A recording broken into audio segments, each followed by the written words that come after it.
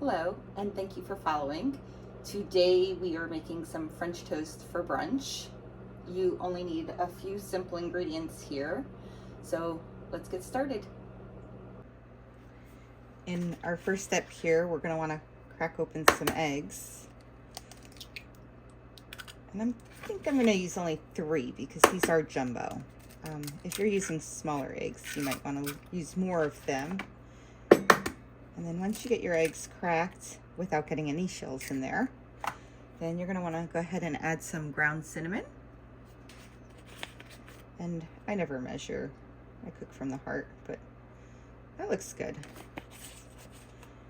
And then some vanilla. And you don't really need too much of the vanilla. Okay, that was difficult to open. Oop, it came out a little faster than I expected. And then go ahead and you can whisk this together using either a fork or a whisk, whatever you find easier. I've used a fork my whole life. But if you went to my parents' house, my dad would be using a whisk. Okay, so I'll spare you from watching me do this whole thing, but just get it together, all mixed together till everything's nice and even. After I got my mixture mixed together, I sprayed my pan with some extra virgin olive oil spray, and I've let this heat up on a medium to medium high heat. And what you're going to want to do now is I'm going to move my fork to the side, and I'm going to use some tongs for this part. And what you want to do is you want to lightly coat each piece of bread with the mixture. Just make sure it's nice and evenly coated. Let the excess drip. And then you're going to put it in the pan. And you're going to do that for all 4 slices, or however many slices you cook. I'm doing 4 today because I'm hungry and it's going on noon and I haven't eaten anything yet. Okay, and I'll spare you from watching me do this to all 4 slices. We'll be back. Once the one side of your toast is nicely browned, you're going to want to flip it and cook the other side. And it doesn't have to be too brown, just nice light brown because it kind of crisps it up a little bit. And then now we'll let this side cook for a couple minutes. Now that the bottom side is nicely browned, I'm going to flip it back over.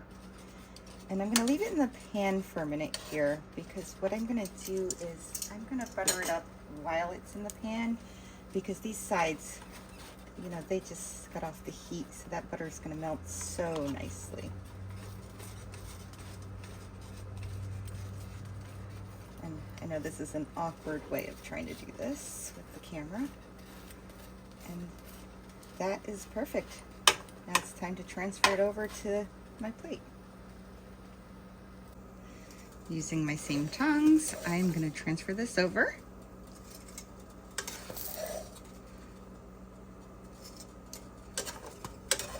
Oh, look at the steam come off of that. That's nice and hot.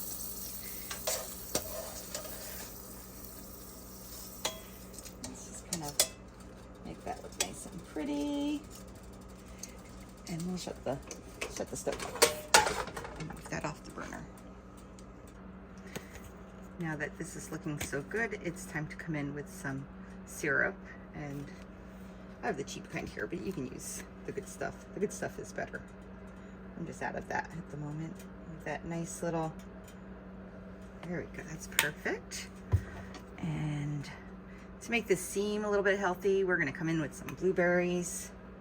We'll put some on this side and a little bit on this side.